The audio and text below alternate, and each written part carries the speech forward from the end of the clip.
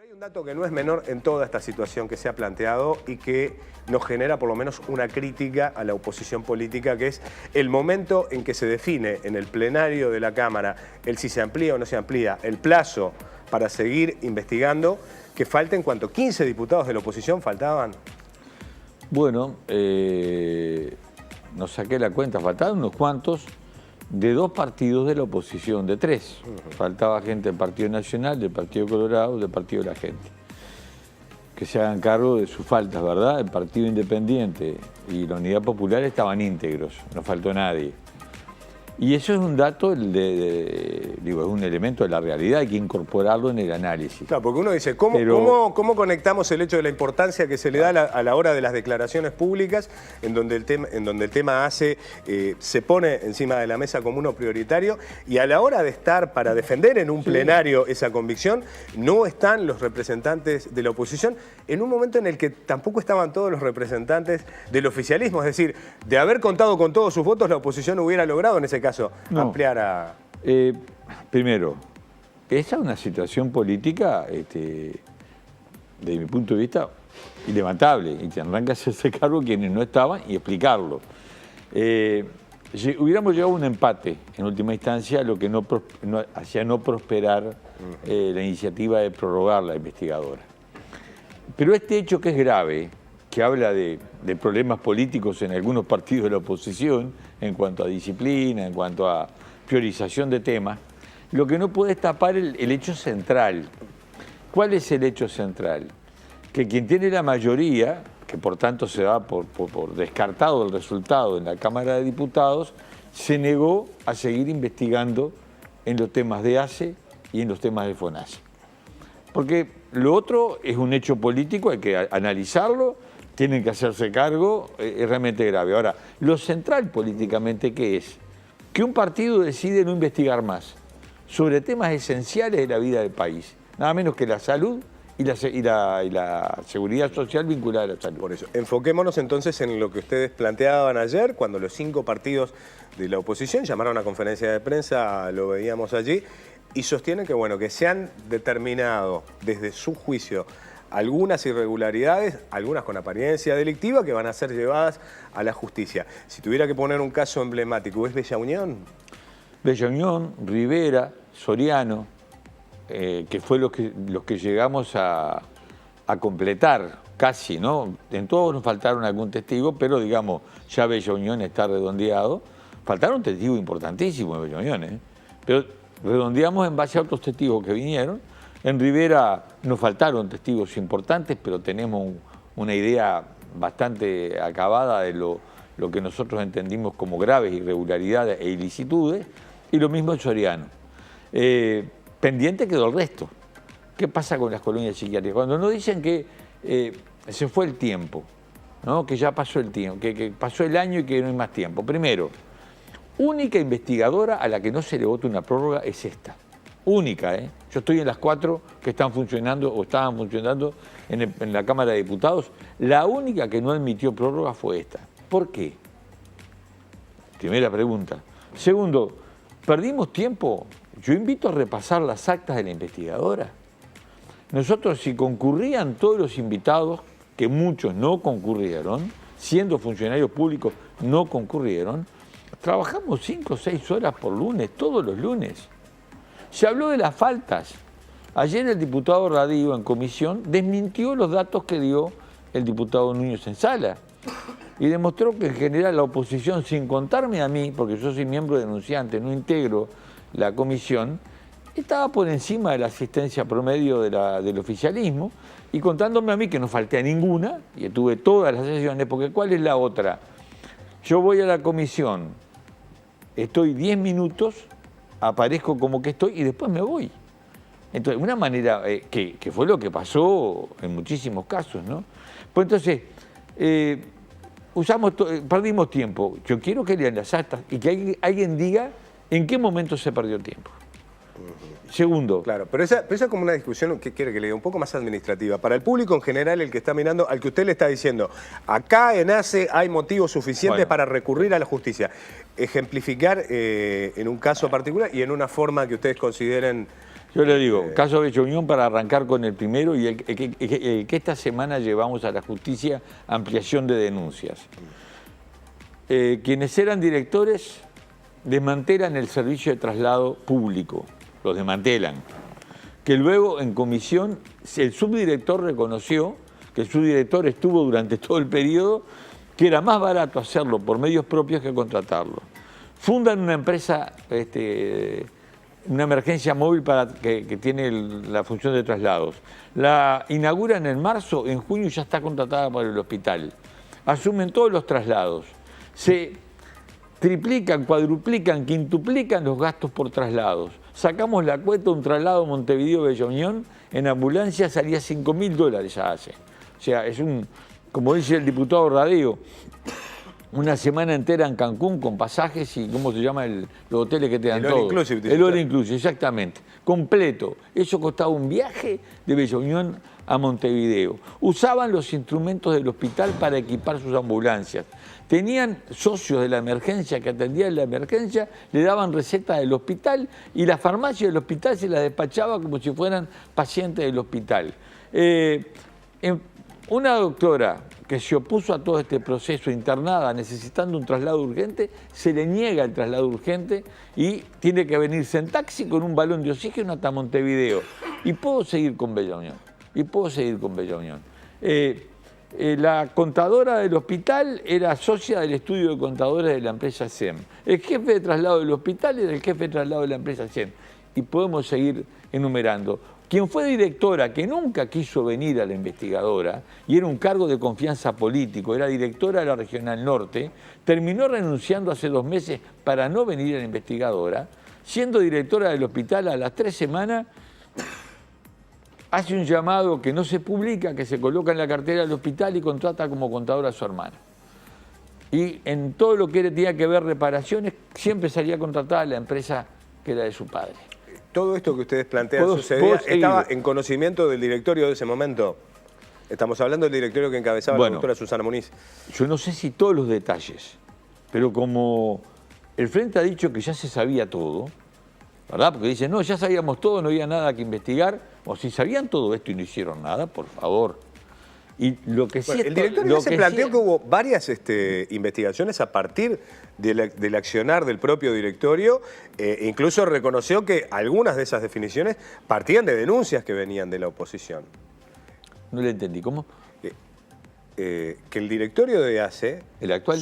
El anterior sobre todo, sostenía que mucho de lo que ustedes estaban planteando en la investigadora había sido ya investigado a partir de la propia iniciativa del directorio y que incluso se habían recogido denuncias que habían partido desde la oposición. Sí, en realidad las auditorías que instaló el directorio anterior fue iniciativa de un director que había de la oposición. Nos costó mucho hacernos con ella. Gran parte de mi denuncia toma como elementos disparadores lo que se constata en la auditoría. Lo que se constata, en términos generales, lo que investigando conseguimos saber fue mucho más. Ahora, fíjese la gravedad de esta afirmación, que ya habían investigado. Investigaron todo esto en Bella Unión y los directores de Bella Unión no solamente no fueron separados de sus cargos, no solamente no tuvieron ningún tipo de sanción, a no ser una amonestación verbal, uno de los directores, sino que los ascendieron.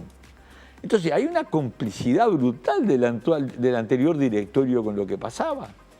Lo de Rivera, que son las cosas que investigamos, ¿no? Lo de Rivera es escandaloso, ya todo el mundo admite que esto fue ilegal, que se violó la ley. Se contrataron 60 profesionales por una empresa tercerizada que era de funcionarios de ACE, fundada por un médico que además es el jefe del bloque quirúrgico del hospital, que dice que se separó de esa empresa, sin embargo aparece como el apoderado para los cobros en ACE, pero bueno, se separó. Usted está hablando de la gestión en su momento de Andrés Toriani al frente del hospital de Rivera, que ahora a uno desde fuera del microclima y obviamente sin los elementos que puede tener un legislador que participó de una investigadora, sorprendió en su momento la encendida defensa de la sociedad civil por parte a Toriani. De una parte de la sociedad civil. En virtud de lo que había pasado en el hospital.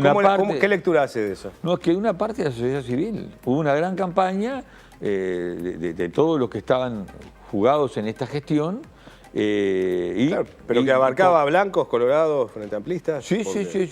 Y del otro lado, también los que denunciaron y los que vinieron, los funcionarios que fueron perseguidos, que fueron sumariados con causas inventadas, que terminaron siendo repuestos en sus cargos después de 6 meses no cobrar sueldo, por haber denunciado lo que se estaba haciendo mal, los acomodos, los negocios, también estaba esa parte en Rivera. Y la prensa, una parte totalmente a favor de la gestión, y otra parte, digo en Rivera, pues yo he ido a Rivera, he dado la cara, he hablado con todo el mundo y he encontrado las dos cosas. Y puede ser que en algún momento alguien que esté haciendo muy mal las cosas, por determinados factores tenga determinado tipo de apoyo. Aunque el apoyo general o el aplauso no genera la razón ni la legalidad. Hoy está todo el mundo convencido y todo el mundo admite que fue ilegal. Digo los propios legisladores del oficialismo, que se han expresado en la comisión de esa manera.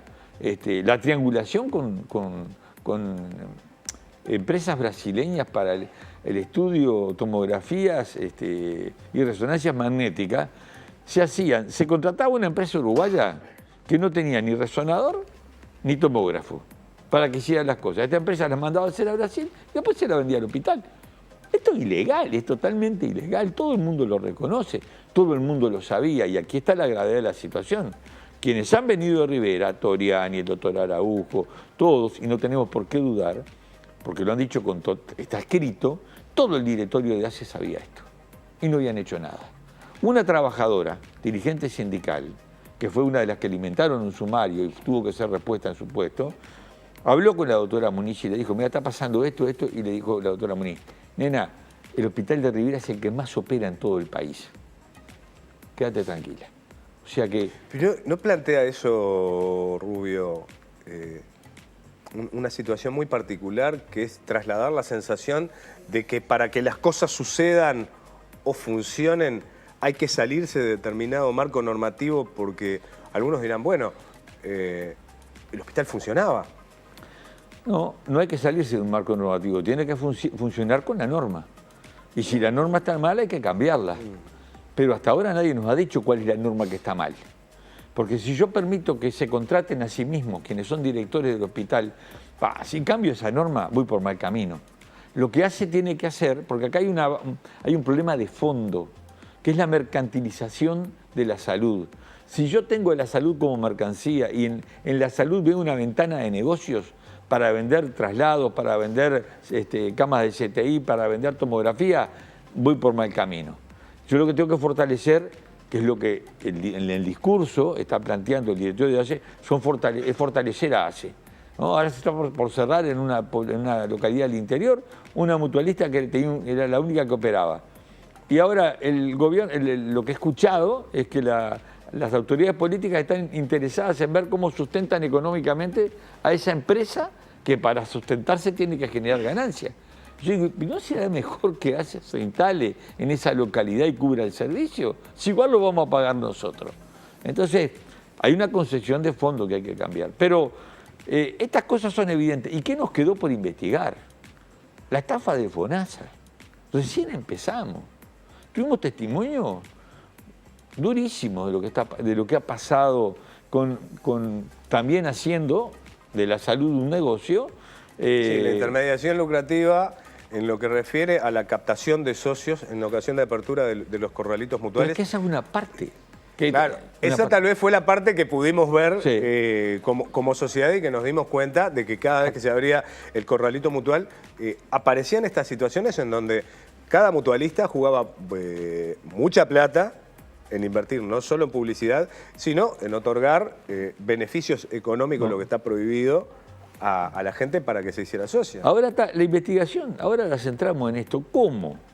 Datos que son secretos y que son de uso exclusivo del BPS, que es el dato suyo, el mío, el de aquel, que le permiten saber a quienes venden servicios de salud qué ciudadano puede cambiar de prestador. ¿No? Pues, como no hay mientras no se levanta el corralito, nadie se puede cambiar de prestador, a no ser que cambie de trabajo, que en ese momento se haga el corralito o que te incorpores al sistema. Esos datos, que son miles, ¿cómo llegan a quienes negocian con esto? ¿Cómo se hacen los vendedores de afiliaciones de esos datos. Ahí está la clave de la cosa. Porque ¿que fue un hacker que entró al sistema del BPS? ¿Hubo filtraciones?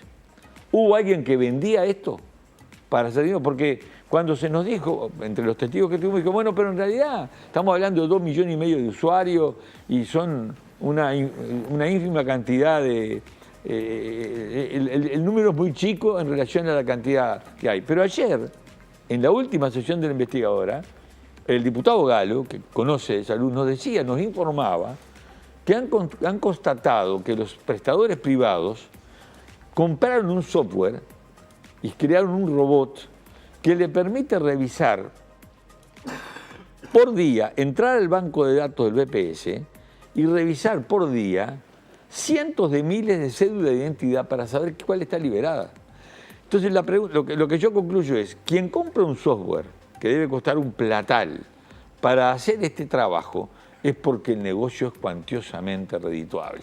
Acá hay mucha plata que es del pueblo uruguayo que se va en una acción delictiva con el uso de las afiliaciones. Bueno, esto se paró de investigar.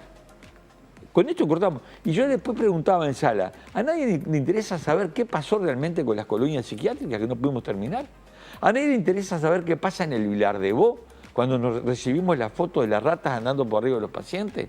Cuando nos enteramos que se contrataba una camioneta para llevar la comida del Vilar de Bo a Cárcel Central por 290.000 pesos por mes y una camioneta cualquiera sin ningún acondicionamiento. ¿Quién contrató esa camioneta que además la misma empresa brinda servicios para toda la división de salud mental? ¿A nadie le interesa qué pasaba con los alimentos que faltaban en el Vilar de Bo? ¿A nadie le interesa saber qué pasaba en el hospital de Rocha? ¿Qué le pasaba? Bueno, ¿qué pasó con el bloque quirúrgico del hospital de Rivera? Que nos dijo el doctor Araujo que se llueve. Que se llueve. Y que cuando llueve mucho hay que cerrarlo. El hospital de Rivera, maravilloso hospital. El jefe del bloque quirúrgico dijo, se llueve. Hace años que se llueve. ¿A nadie le interesa saber eso? ¿Qué pasó en el hospital de La Piedra? ¿Qué pasa con el hospital Pasteur? Donde la directora contrató a un correligionario suyo para comunicación por fuera de toda norma, ilegalmente. A nadie le interesa saber eso, por eso es que nosotros decidimos, se termina la investigadora, vamos al plenario con los informes y vamos a interpelar a los ministros de Salud y al de Trabajo y Seguridad Social para que nos respondan todo lo que quedó por responder. Por último, redondeando, porque sabemos que hoy la agenda, como decíamos, la tiene complicada. Pero dos cosas. ¿Qué se espera de esas comparecencias? ¿Hay de alguna manera un cuestionamiento a ambos jerarcas si se procurará pedir su renuncia? Entonces, el asumir alguna responsabilidad de carácter político. Y después, de todo lo que tiene que ver con lo que se va a llevar a la justicia, ¿usted considera que esta causa es comparable y puede traer consecuencias similares a lo que fue la causa ANCAP? Mire, yo no quiero comparar. Creo que lo que hemos encontrado es gravísimo. Y la justicia dirá qué consecuencias tiene. Yo estoy convencido que acá ha habido cosas graves que se apartaron de la ley. No pensamos pedir la renuncia a los ministros. Queremos que nos digan qué pasa con todo lo que nos quedó por preguntar y que alguien se haga responsable para que efectivamente empiecen a cambiar las cosas que están mal.